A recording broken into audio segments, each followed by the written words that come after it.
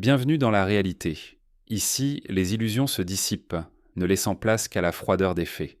Et si vos héros n'étaient que des pions, prêts à être sacrifiés sur l'autel des intérêts supérieurs, cette question n'est pas qu'une provocation. Elle est le fil rouge d'un drame qui se joue loin des regards, dans les marges des rapports classés secret défense et les silences de trop bavards des institutions. Les discours officiels persistent inlassablement, le groupe Centurion n'existe pas. Interrogez un porte-parole de Bruxelles ou de Washington, il vous servira sans ciller le récit bien huilé de volontaires humanitaires anonymes venus dispenser des soins, former, aider, dans une neutralité parfaite et désintéressée. Une histoire rassurante, calibrée pour apaiser les angoisses contemporaines, et si facile à avaler qu'elle ne soulève que rarement des soupçons. Pourtant, la réalité s'infiltre dans les interstices des documents confidentiels, dans les rapports estampillés réservés, dans le souffle des écoutes clandestines, dans ces anomalies que seuls les analystes les plus aguerris savent repérer. Car derrière la façade, Centurion cache des opérations militaires secrètes, menées sous le masque de l'aide humanitaire. Sous les blouses blanches, on trouve des officiers d'élite, des spécialistes de la guerre électronique, des stratèges issus des meilleures écoles militaires. Leur base, loin d'être un simple hôpital de campagne, est un complexe sécurisé, dissimulé au cœur d'une zone industrielle protégée par des murs de béton d'une épaisseur telle qu'il pourrait encaisser une frappe aérienne directe. Cette dissimulation n'est pas un hasard.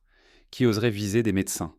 L'histoire moderne regorge d'exemples où l'immunité des soignants fut un bouclier, réel ou feint. Pendant la Seconde Guerre mondiale, des véhicules sanitaires ont souvent servi à transporter des documents confidentiels ou du matériel d'espionnage, profitant de la Convention de Genève pour circuler sans être inquiétés. Le vernis humanitaire, ici, masque des forces surentraînées, des experts qui manipulent drones, satellites, réseaux cryptés et préfèrent à la tablette au fusil. Les écoutes révèlent des conversations banales, presque insouciantes, sur la qualité du café ou des projets immobiliers à l'étranger. Comme si la guerre était un jeu vidéo, la technologie un talisman d'invulnérabilité. Mais croire à ces fables, c'est accepter de se laisser berner.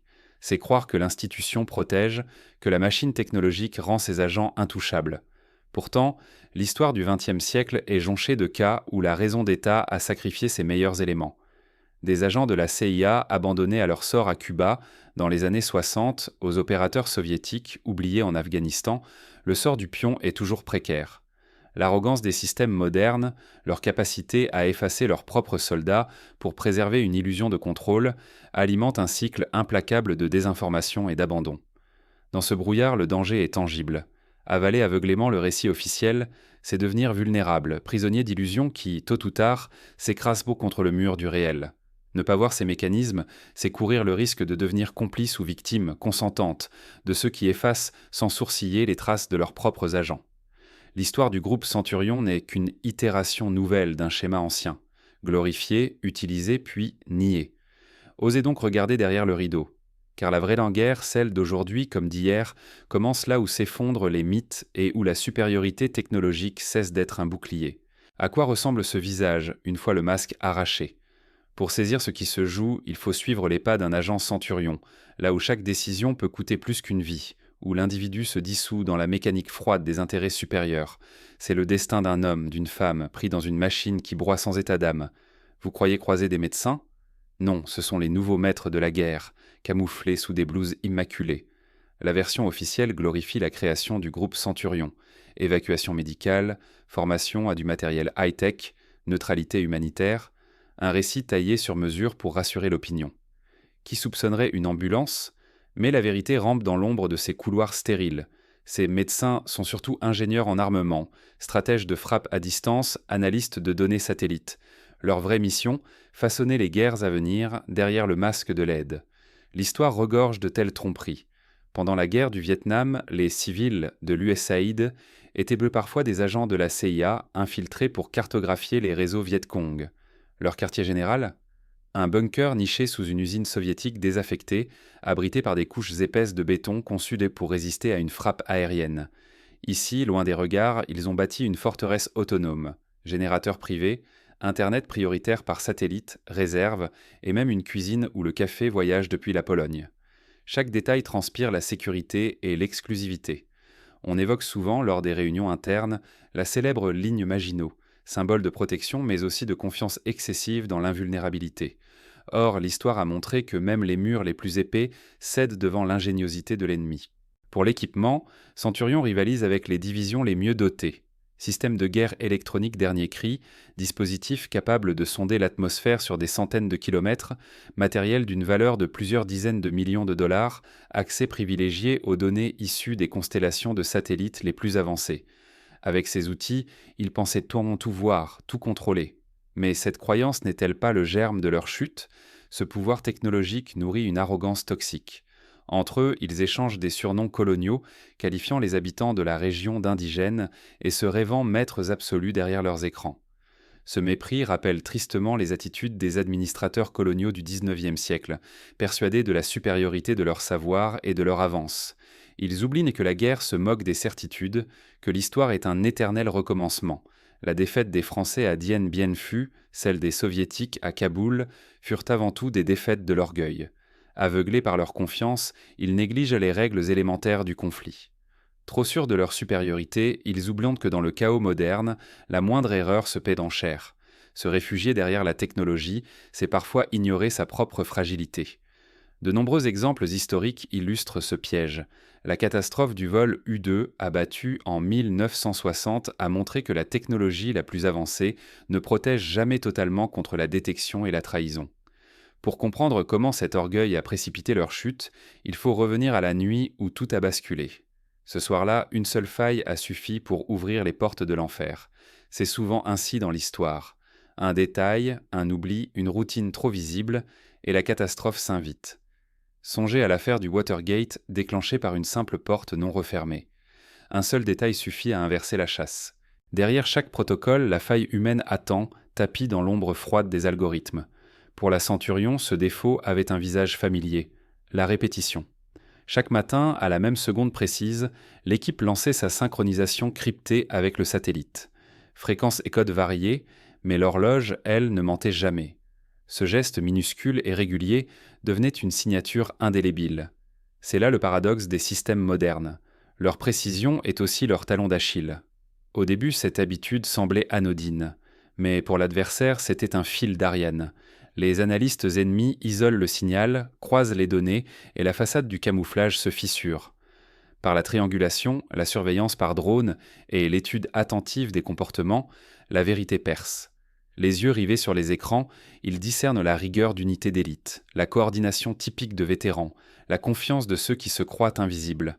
Là où d'autres voient une mission médicale, eux lisent les signes d'une opération militaire déguisée. Le puzzle se recompose pièce après pièce. Le piège se referme sans bruit. Les drones quadrillent la zone, la ligne de ravitaillement se retrouve sectionnée, chaque route d'exfiltration tombe sous le feu de l'artillerie. L'étau se resserre, lentement, implacablement. Centurion, autrefois prédateur, devient proie. La tension monte à chaque transmission, chaque ration décomptée, chaque mouvement surveillé. L'inquiétude s'insinue, corrosive. L'histoire militaire regorge de sièges où l'élite, encerclée, finit par capituler. Stalingrad, Dien Bien Phu ou plus récemment Alep. Face à la menace, les officiers réclament le repli. Leur instinct hurle le danger, leur raison suggère d'abandonner la technologie pour sauver les vies. Mais le commandement reste inflexible. Tenir, protéger les données, coûte que coûte. Les ordres sont sans appel. Les officiers comprennent. Ils ne sont plus que des variables sur un tableau, sacrifiables pour la pureté d'un rapport ou la beauté d'un chiffre. Leur sort n'appartient plus qu'à la logique froide des états-majors. L'attente devient cauchemar. Prisonniers de la technologie censée les protéger, ils sont piégés par les chaînes du secret et de la discipline. L'arrogance organisationnelle et la foi aveugle dans les protocoles retournent leur veste. Ils découvrent que la guerre n'est jamais un jeu propre. La moindre faille, exploitée, coûte la vie, l'honneur et jusqu'à la mémoire de ceux qui servent. Les archives de l'après-guerre sont pleines de noms rayés, d'histoires non racontées, de familles sans qui cherchent des réponses et n'en trouvent pas. Le cercle se referme. Derrière les murs de béton, l'élite réalise que personne ne viendra. Leurs certitudes volent en éclats, et la solitude du pion sacrifié devient leur seule vérité. Ce sentiment d'abandon, de solitude, est partagé par tous ceux qui ont servi des causes plus grandes qu'eux. De l'officier français laissé à Dien Bien Phu au pilote américain tombé en Corée du Nord, le prix à payer est toujours le même. Pourtant, dans le silence pesant de l'attente, une question obsédante surgit. Jusqu'où l'individu peut-il résister à l'effacement orchestré par le système ? L'engrenage déjà broie les volontés. La peur, la fatigue et la faim deviennent des armes aussi efficaces que les drones ou l'artillerie. Les témoignages des survivants de sièges, comme à Leningrad ou à Sarajevo, racontent tout la même chose. La guerre détruit d'abord les certitudes, puis les corps, enfin les âmes. Quand la légende s'écroule, il ne reste que la peur nue et le goût amer de la trahison. Le récit officiel s'effondre, laissant place à une réalité brute et cruelle. L'ultime acte du centurion débute dans la confusion. Les évacuations promises par hélicoptère se soldent toutes par des échecs. Après plusieurs jours de silence, le haut commandement annonce officiellement l'abandon de la cellule isolée. Pour la première fois, ces agents d'élite comprennent qu'ils sont devenus les proies. Ce qui semblait impossible devient réalité. Cette situation rappelle douloureusement la débâcle de certains groupes spéciaux britanniques en Afrique lors de la Seconde Guerre mondiale, lorsque les communications furent coupées et les renforts jamais arrivés. La réalité du siège s'impose sans détour. L'eau se raréfie, les réserves fondent. Entassés dans les sous-sols obscurs, les membres d'une unité d'élite doivent supporter la promiscuité, la peur, l'épuisement. Chaque mot, chaque mouvement peut déclencher un conflit. Les tensions montent, le moral s'effondre. Dans de nombreux conflits, c'est à ce stade que les mutineries éclatent, que les alliances se brisent, que la discipline s'effrite. La nuit, les plus vulnérables guettent de la moindre lueur d'espoir. Mais l'étau se resserre, coupant toute fuite. Ce n'est plus un duel de technologie, mais une avancée lente et inexorable. Les résistances sont brisées en quelques échanges. Quand les portes cèdent, aucun héroïsme n'est possible. Devant les caméras, l'élite capitule, sans slogan ni fierté. L'histoire est pleine de ces redditions silencieuses où la dignité s'efface pour laisser place à la survie. Dès lors, tout bascule. Ceux que l'on disait invisibles deviennent des trophées de propagande. Visages exposés, identités livrées, aveux filmés, l'humiliation est publique, méthodique. Les noms, protégés jadis par le secret, servent désormais d'armes de chantage diplomatique. Des situations similaires ont été vues lors de la guerre froide, lorsque des espions capturés servaient de monnaie d'échange lors de négociations tendues entre superpuissances. La révélation de la capture du Centurion provoque une onde de choc sur 3 continents. Les chancelleries oscillent entre panique et mensonge. Les familles, privées d'informations, apprennent par la presse que leur fils ou leur fille est prisonnier ou accusé de trahison. Dans leur propre pays, ces agents sont effacés, traités en parias, reniés par le système qui les a formés. Ce mécanisme d'effacement n'est pas nouveau. L'Union soviétique a longtemps nié l'existence de ces agents tombés derrière les lignes ennemies, tout comme les États-Unis ont parfois laissé leurs prisonniers de guerre sans reconnaissance officielle.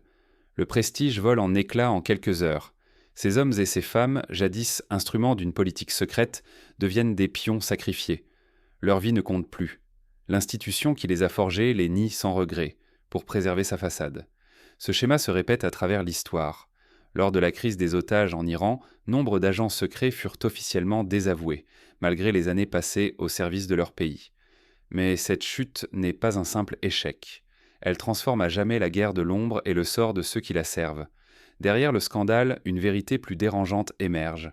Ce n'est pas seulement la défaite d'un groupe, mais le dévoilement d'un système prêt à broyer ses meilleurs éléments au nom de la raison d'État. Quand un système se retourne contre ses propres élites, il ne reste que des perdants. Ce constat a été fait après la débâcle de la baie des Cochons à Cuba ou lors de la trahison d'agents doubles durant la guerre froide. Après la chute de Centurion, la paranoïa infecte chaque niveau. Les technologies qui donnaient autrefois l'avantage sont désormais scrutées comme des failles. Même entre alliés, chaque geste, chaque mot devient suspect. La confiance disparaît, remplacée par la peur d'être le prochain sacrifié. Les protocoles changent, se durcissent, et le climat de suspicion s'installe. On se souvient alors des purges staliniennes, où la moindre accusation pouvait suffire à effacer une vie. Les méthodes changent du tout au tout. Oubliez les échanges réguliers, les réunions stratégiques, tout passe par des messagers anonymes, des codes, des chaînes sans visage.